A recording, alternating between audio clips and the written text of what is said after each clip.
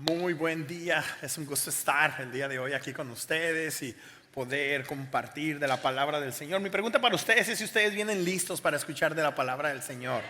Amén. Por favor, abran sus Biblias en Mateo capítulo 5. Quiero darles una bienvenida a todos y cada uno de ustedes, especialmente si nos visitan por primera vez. Mi nombre es Esteban Tapia, soy el pastor de los servicios de español aquí en Emmanuel Faith y estoy muy feliz, muy contento de poder compartir con ustedes. Verán que estamos en medio de una serie basada en el mejor sermón jamás predicado, en el sermón del monte.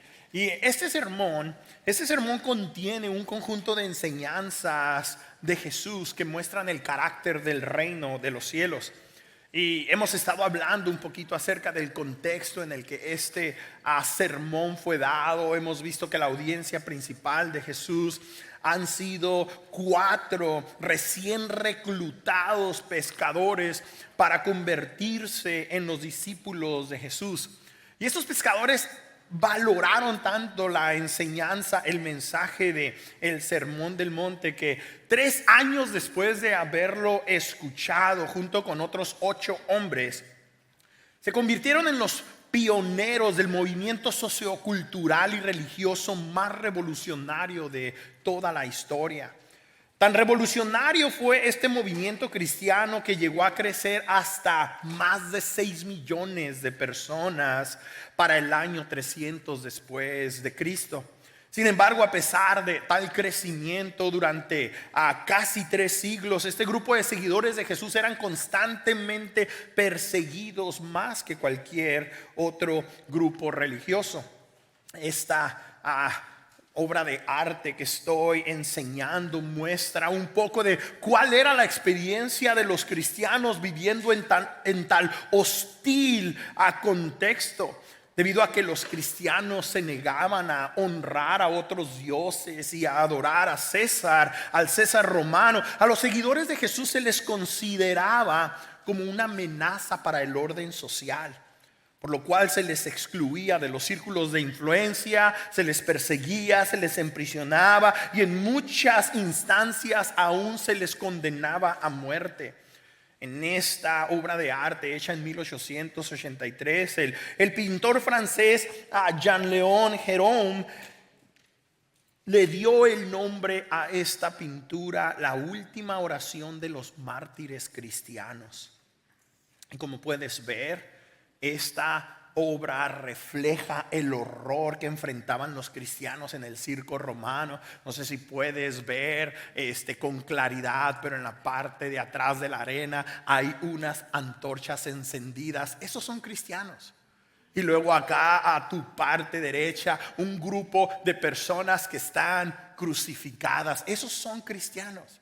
Y luego las personas que están ahí rodeando a alguien, levantando su voz al cielo, también son cristianos que están orando. Y esas bestias que están por salir de ese hoyo van a ir en contra de ellos para devorarlos. La pregunta es, si la persecución en contra de los cristianos era tan atroz, ¿por qué cada vez más y más personas se convertían al cristianismo? Esa es una pregunta que nos tenemos que contestar. Y cualquier escéptico tiene que contestarse. Si la persecución era tan atroz en contra de los cristianos, ¿por qué razón cada vez había más y más personas decididas a entregarle su vida a Jesús? ¿Sabes? Una de las razones principales por las que las personas se convertían al cristianismo fue porque la iglesia era una comunidad muy atractiva. Y no porque estuviera llena de personas muy bien parecidas, muy bonitas y muy guapos. No era eso lo que atraía a las personas. Para empezar, las personas se convertían a esta nueva religión por su propia voluntad, y eso hacía que la iglesia fuera muy atraída, muy atractiva. En otras palabras, la gente tomaba su propia decisión de convertirse en cristiano. Antes del cristianismo no había tal cosa como escoger tu propia religión. Nadie tenía esa libertad y más aún nadie pensaba siquiera en eso o de esa manera. ya que la religión era simplemente un aspecto de tu identidad étnica o de tu identidad nacional. Si eras de una ciudad en particular o de una tribu o de una nación, venía junto con pegado los dioses a quienes adorarías por el resto de tu vida. Los dioses de esa ciudad, los dioses de esa tribu, los dioses de esa nación. Básicamente tu religión se te asignaba, se te daba. Esta es la religión que tú tienes de por vida. El cristianismo fue lo que introdujo en el pensamiento humano por primera vez el concepto de que tú escoges tu propia religión independientemente de tu raza o de tu clase. Yo quiero que ustedes piensen en eso, porque tú tienes que escoger si vas a ser cristiano o no. Nadie más puede decidir por ti. You have to choose to become a follower of Jesus. This is not your parents' decision. This has to be your own decision. Además, el cristianismo también afirmaba que tener fe en Cristo se convertiría en parte de una nueva y más profunda identidad personal. Ya las personas no podían decir solamente que eran romanos o que eran griegos o que eran judíos. Ahora las personas se identificaban como seguidores de Jesús. Pero eso no borraba su etnia o su clase o género de persona. Eso era muy interesante para las personas que observaban todo. Pero lo que diferenciaba a los cristianos de cualquier movimiento religioso más que cualquier otra cosa, los primeros 3 siglos de la historia moderna, era su compromiso serio. Eso era lo que los distinguía. They made a serious commitment to follow Jesus' teachings. Estas personas habían hecho un compromiso muy serio con las enseñanzas de Jesús. Y eso es evidencia sin lugar a dudas de que los discípulos de Jesús escucharon muy claramente y respondieron con mucha seriedad la parte del sermón del monte que tú y yo estamos escuchando. Sus vidas fueron cambiadas. Sus vidas no fueron jamás las mismas después de escuchar este sermón. Esos 4 hombres están rodeados de una multitud que va y viene, pero ellos se mantienen firmes a las enseñanzas de Jesús. Ahora este compromiso no era otra cosa de parte de los discípulos más que su respuesta a las enseñanzas del maestro. Ellos vieron el ejemplo del Señor, ellos escucharon las palabras del Señor y ahora ellos están dispuestos a hacer un compromiso profundo con el Señor. En Mateo 5:33 Jesús les dijo: también han oído que se dijo a sus antepasados: no faltes a tu juramento, sino cumple con tus promesas al Señor. Y esa es la frase que comienza con esta sección que vamos a estudiar el día de hoy. Pero el día de hoy me voy a dar la libertad de hablar de esta sección en particular de una manera distinta a como a lo mejor lo haría en otro tiempo, en otro momento. Porque mientras estaba estudiando la escritura me di cuenta cómo este pasaje se convierte como lo que está en medio del sándwich. Lo que está en medio de la hamburguesa. Lo que hace ese aperitivo algo muy especial. El Señor Jesucristo ya va en medio de su sermón y ahora habla de la importancia del compromiso. Habla de la importancia de saber decir sí y de saber decir que no. Y todos, absolutamente todos y cada uno de los que estamos aquí sabemos que tiene mucho valor el ser honestos, el cumplir con nuestras palabras, el mantenernos firmes con nuestros compromisos verbales. Pero el compromiso más importante que tú y yo hemos hecho es nuestro compromiso con Jesús. Y si tú eres como yo puedo ser muy honesto contigo. Muchas veces he roto mi compromiso con Jesús con mis acciones. Yo en una ocasión le dije a Jesús: te entrego mi vida es tuya, y mis acciones en muchas ocasiones han reflejado todo lo contrario.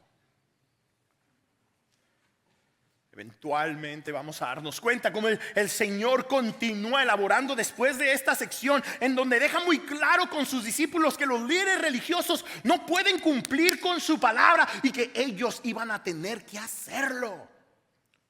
Que una vez que decían sí le entro a esta onda que es el cristianismo, ya no podían hacerse para atrás.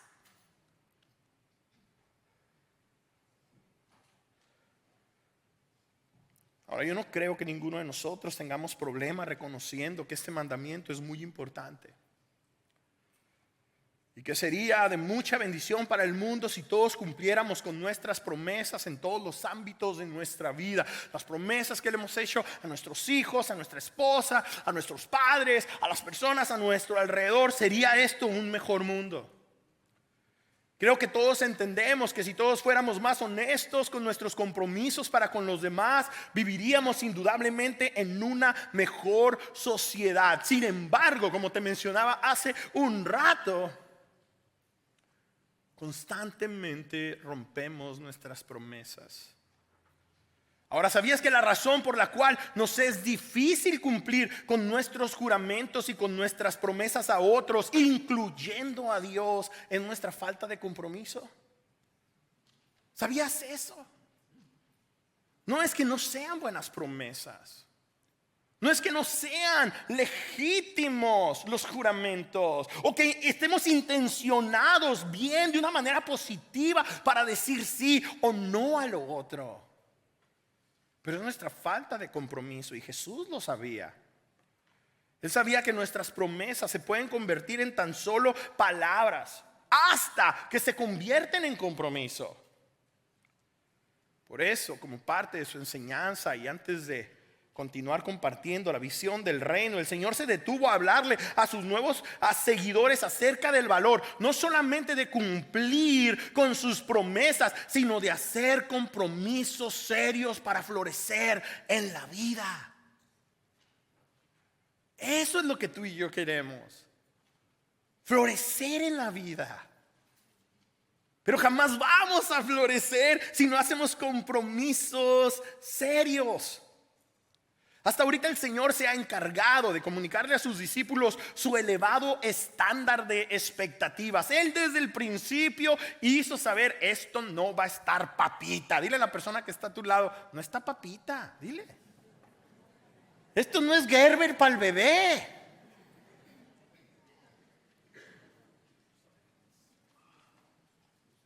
Él quería que sus discípulos supieran a qué le estaban entrando. Él quería que ellos contaran el costo. Él quería que ellos procesaran si esto era digno de su inversión de vida o no.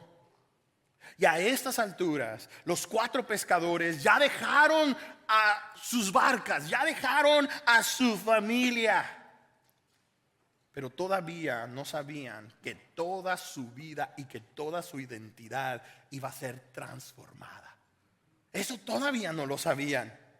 Es hasta este momento que finalmente entenderían lo que significaba convertirse en pescadores de hombres. Recuerda, esa fue la promesa en Mateo 4:19. Vengan, síganme, dijo Jesús, y los haré pescadores de hombres. Come, follow me, and I will make you fishers of men. Y verás, durante su sermón Jesús estaba siendo muy claro con sus discípulos. Si recuerdas, una de sus primeras enseñanzas en este sermón fue hacerles saber y dejarles muy en claro que se iba a requerir un serio compromiso de su parte a vivir primero que nada mostrando compasión. Every disciple must show compassion. Y esos discípulos del Señor sí que lo escucharon. Después de la muerte y de la resurrección de Jesús, los discípulos de los primeros 3 siglos, los primeros seguidores de Jesús en la historia moderna, vivieron a la altura de las enseñanzas del Sermón del Monte. Por eso esta serie es tan importante para mí. Mi mayor temor es que vayamos a través de todo este sermón y nada cambie. Nada más que ustedes digan, qué cute estuvo el servicio el día de hoy, y no que haya una transformación a nivel interior.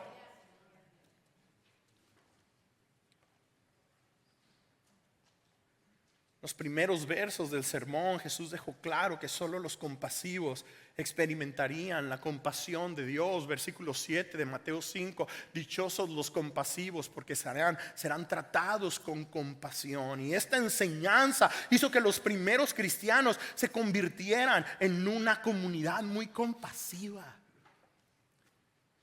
Eso los hacía atractivos. Ellos eran compasivos. Esta enseñanza hizo que los primeros cristianos se convirtieran en un grupo de personas donde no había distinción social y donde los que tenían más se encargaban de ayudar a los que no tenían nada.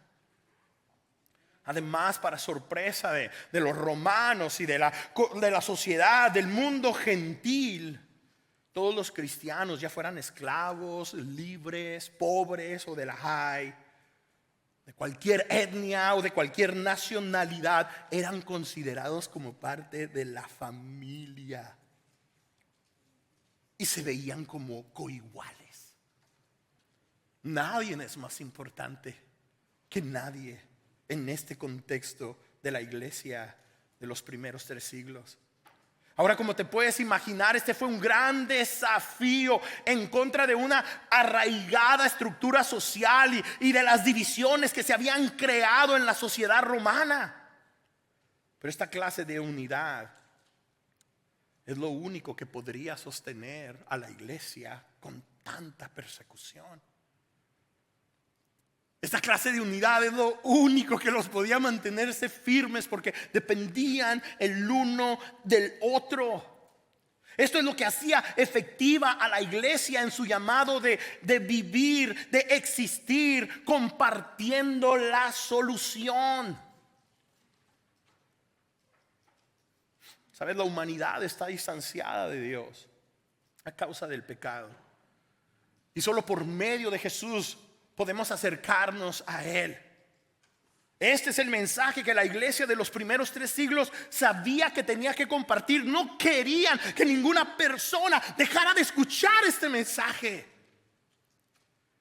Recuerda que el Señor ya les ha dicho a sus nuevos seguidores: ustedes son la sal de la tierra, lo que le da sabor a este mundo. Y luego en el versículo 14, ustedes son la luz del mundo, para los que saben leer en inglés.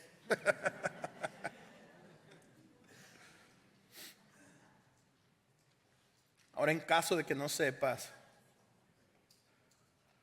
permíteme compartirte que la iglesia primitiva era famosa por su hospitalidad hacia los pobres y hacia los que sufrían. Tanto así era su compromiso que ahora este nuevo grupo de personas adoptaban a los huérfanos y a las viudas desamparadas como parte de su familia. Y durante las plagas urbanas, Vamos a ver cómo se contrasta nuestra actitud con el COVID comparado con lo que hacían los creyentes de los primeros 3 siglos, en donde no había mucho con qué protegerse y tanto medicamento y toda la historia. Durante las plagas urbanas, los cristianos no huían de las ciudades, sino que se quedaban a cuidar de los enfermos, a menudo a costa de sus propias vidas. Así es como los primeros cristianos eran sal y luz. Su estrategia era primero vengan y vean. Su segunda estrategia era abrir la boca para hablar. Ahora nosotros lo primero que queremos hacer es hablar y defender. Y que la gente vea y sepa que nosotros creemos la verdad y ellos están equivocados. La estrategia de estos primeros cristianos era vean y luego usaban sus palabras.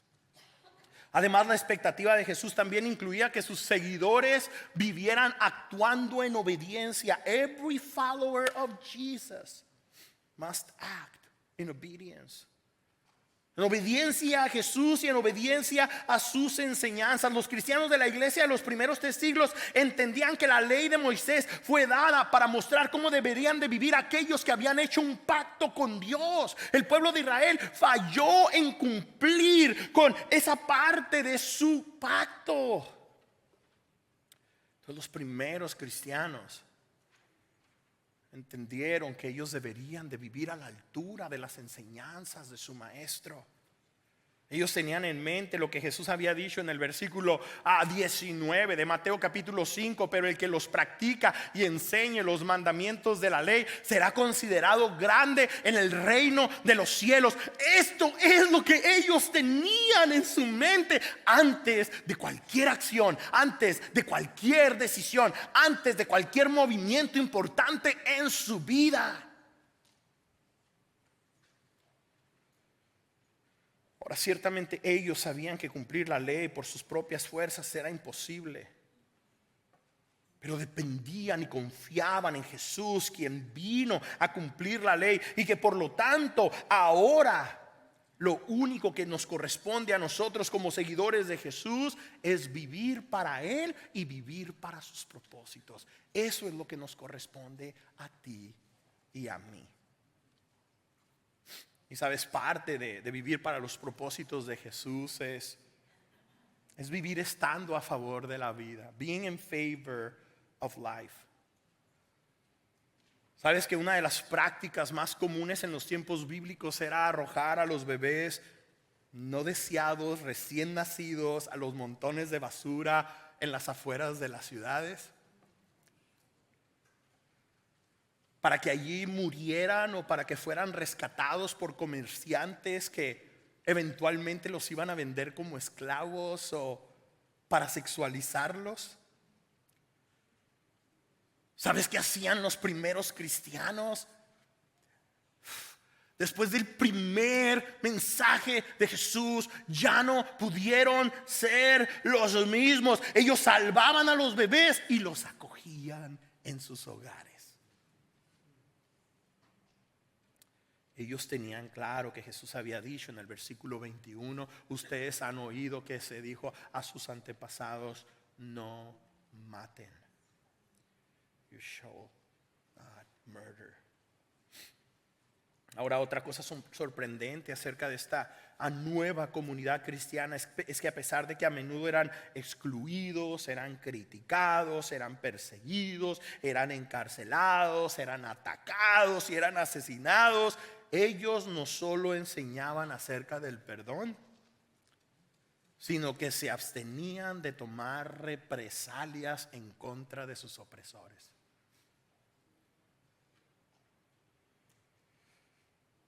Ahora, en un contexto donde el sexo se veía principalmente como un mero apetito físico e irresistible, los seguidores de Jesús se mantenían viviendo con pureza.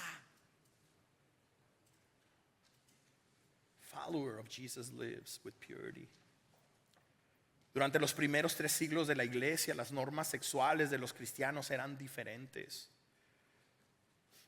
La iglesia se comprometía a tener sexo solamente dentro de un matrimonio entre un hombre y una mujer. La iglesia vivía comprometida de esta manera porque sabía que la enseñanza de Jesús incluye: no cometas adulterio, ni siquiera entretengas en tu cabeza esa clase de pensamientos. Mientras el cristianismo se expandía, el sexo no solamente se miraba como un apetito, sino se empezó a ver por primera vez a la luz del evangelio como entregarse, como una manera de entregarse por completo a la otra persona. Además, esto elevó la cultura, porque el contenido bíblico hizo más igualitario el valor entre un hombre y una mujer, y rechazaba los dobles estándares de género en el matrimonio y en la sociedad, donde el hombre es más importante que la mujer. Finalmente, los miembros de la iglesia primitiva vivían contrastando con la normalidad. This is what they used to do. They were always contrasting with the normality. Todo lo que la sociedad romana llamaba como normal, ellos al parecer hacían completamente lo contrario, no para rebelarse en contra de ellos, sino porque las condiciones de la sociedad estaban tan patas para arriba que un poco de luz y un poco de sal hacían que todos se sintieran juzgados y criticados. Y de hecho, los versos 38 al 48 del capítulo 5 de Mateo hablan de la importancia de no solamente amar a nuestro semejante, sino de amar aún a nuestros enemigos. Pero eso lo vamos a dejar para la próxima semana. Dile a la persona que está a tu lado: eso es para la otra. Dile: eso es para la otra.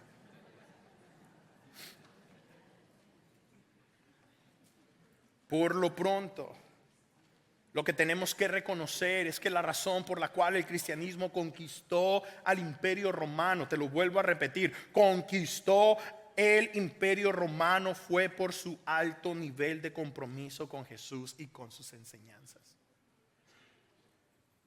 Ellos sabían que el precio del discipulado requeriría compromiso a vivir en obediencia. Y después de que Jesús dijo en su sermón, también han oído que se dijo a sus antepasados: no faltes a tu juramento, sino cumple con tus promesas al Señor. Después de que el Señor dijo eso, Jesús dijo en el versículo 34 lo siguiente: pero yo digo, no juren de ningún modo, ni por el cielo, porque es el trono de Dios.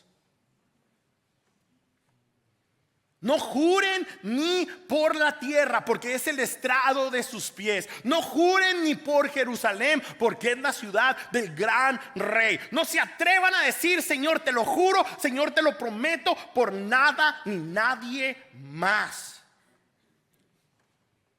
Tampoco jures por tu cabeza, porque no puedes hacer que ni uno solo de tus cabellos se vuelva blanco y negro. ¿No vinieron los canosos?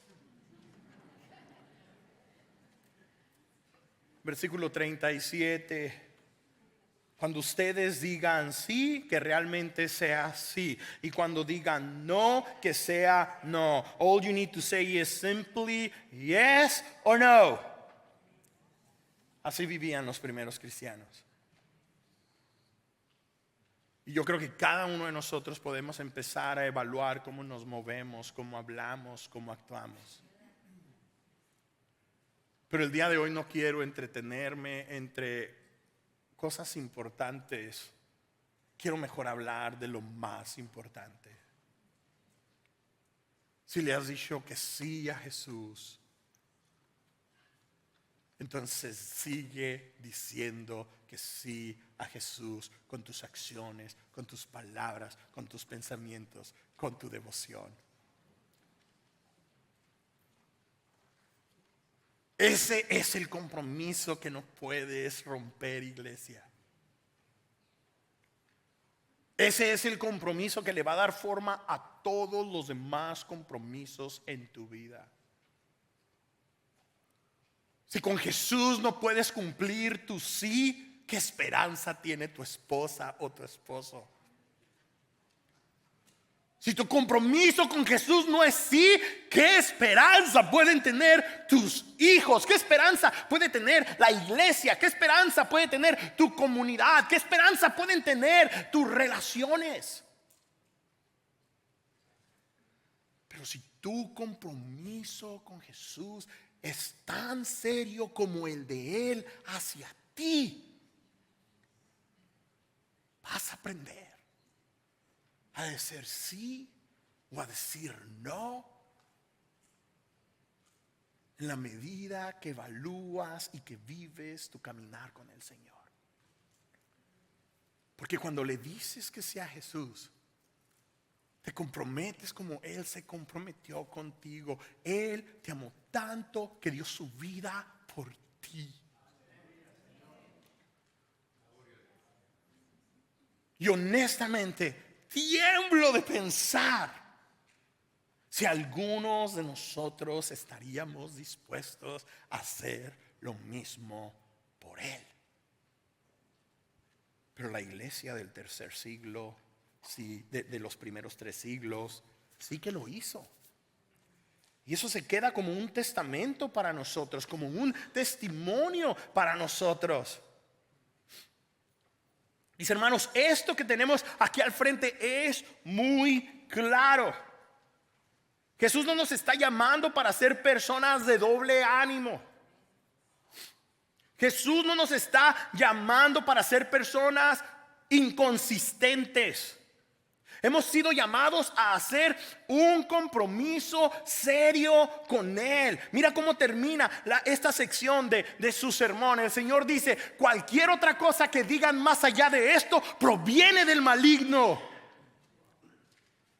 Y ahí fue donde todo esto honestamente hizo que mi ser se colapsara, porque pudiéramos hacerlo a un nivel muy superficial, en donde simplemente si dices que vas a llegar a las 2, llega a las 2. Ay, qué bonito, ya le pusiste palomita a que eres un buen cristiano.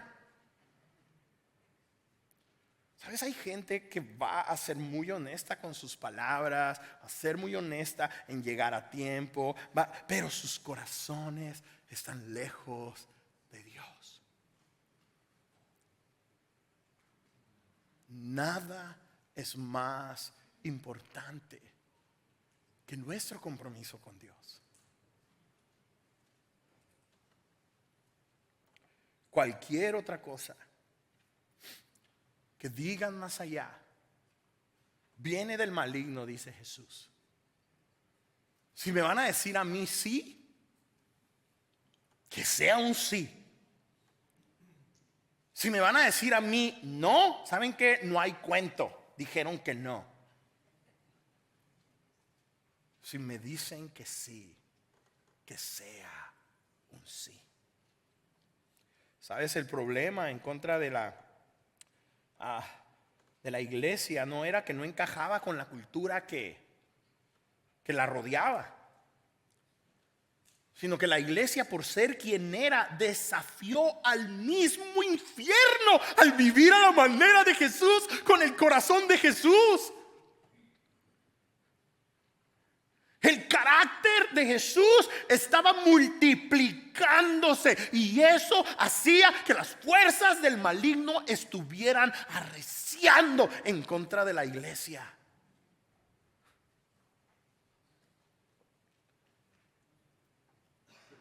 Esa fue la razón por la que el movimiento que el Señor inició con 12 hombres, entre ellos 4 simples pescadores, no pudo parar. ¿Sabes cuándo paró? Porque paró, paró. Y paró en seco, feo. ¿Quieren saber cuándo paró? Entonces, por la respuesta que me dieron, pues ya aquí le paramos. ¿Quieren saber por qué paró? Ok, ahí les va a estar difícil, ok. Para cuando el cristianismo se convirtió en la religión oficial del Imperio Romano en el año 313 después de Cristo por el emperador Constantino, para ese tiempo la iglesia comenzó a decaer. Esa decisión provocó que la iglesia se convirtiera en una institución organizada que eventualmente las naciones europeas usaron como instrumento de colonización. Un ejemplo es lo que sucedió en las Américas bajo los reinos europeos, católicos y protestantes.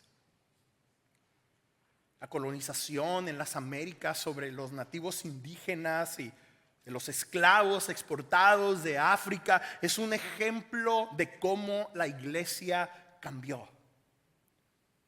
Eso es solamente en los últimos 500 años, pero hay cruzadas y hay toda clase de atrocidades en los 1000 años entre medio. La iglesia cambió.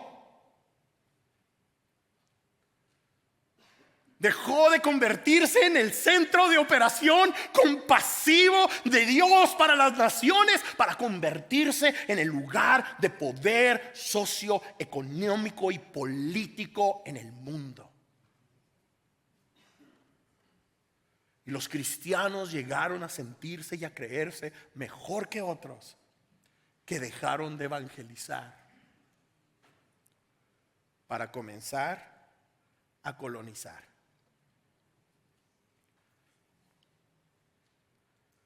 Cuando Cristóbal Colón y sus acompañantes comenzaron a interactuar con los habitantes de las Américas, inmediatamente los categorizaron como poco intelectuales e inferiores a ellos. Dijeron: estos están muy buenos para ser usados como siervos del imperio.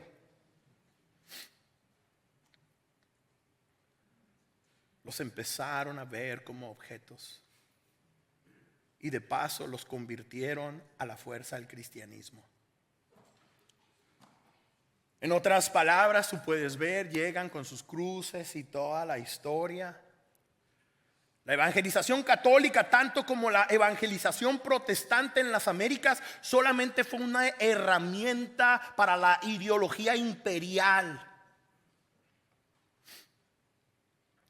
Y ahí te van los números. Algunos expertos estiman que la evangelización colonizadora que inició en 1492 llevó a la muerte a más de 50 millones de indígenas en las Américas y por lo menos 4 millones de esclavos africanos. Respira un poquito.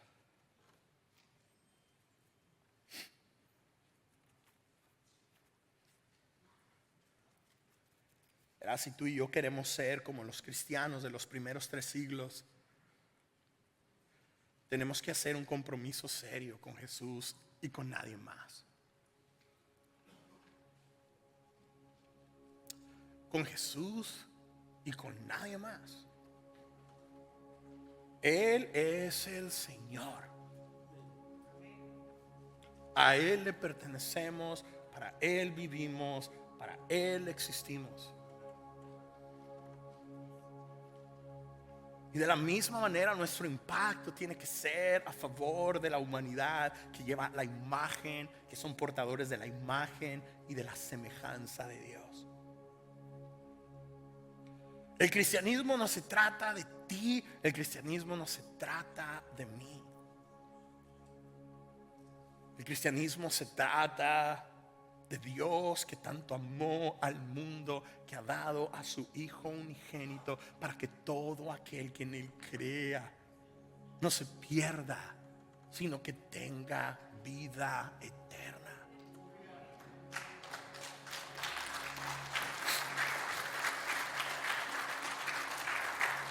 Si somos honestos, hoy el cristianismo occidental se trata de entretenimiento, se trata de programas, se trata de edificios.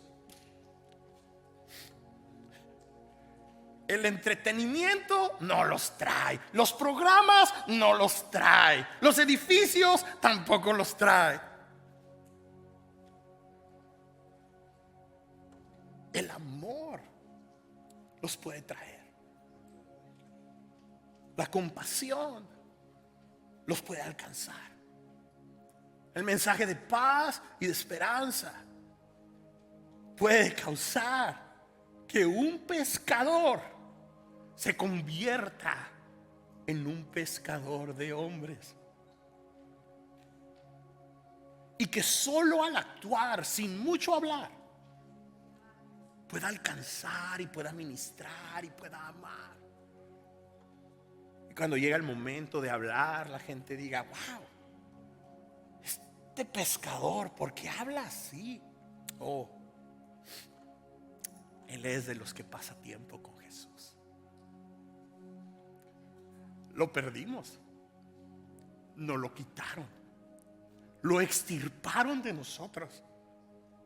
Y ¿sabes qué? Lo abrazamos, nos gustó.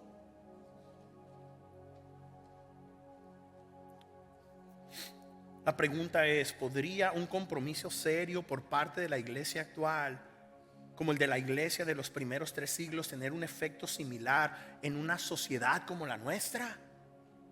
Honestamente, yo creo que sí. Claro que sí. Lo único que se necesita para poder ver esta clase de mover de Dios es tener un compromiso serio con Jesús. Un compromiso que nos impulse a dejar de ver a la iglesia como una institución organizada, como algo con lo que cumplo, como algo que hago de vez en cuando. Y comenzar a ver quién soy, quiénes somos como la iglesia del Señor, con lentes escriturales que nos muestran que la iglesia son personas que viven para que otras personas sean impactadas por el amor de Dios por medio de Jesús. Eso somos tú y yo.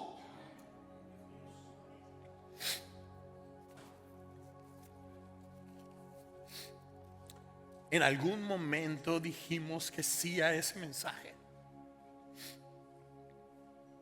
pero empezamos a ver cómo estaba el rollo con los demás cristianos y nos hicimos como los demás cristianos. Tú y yo no somos llamados a ser como los demás cristianos. Tú y yo somos llamados a ser como Jesús.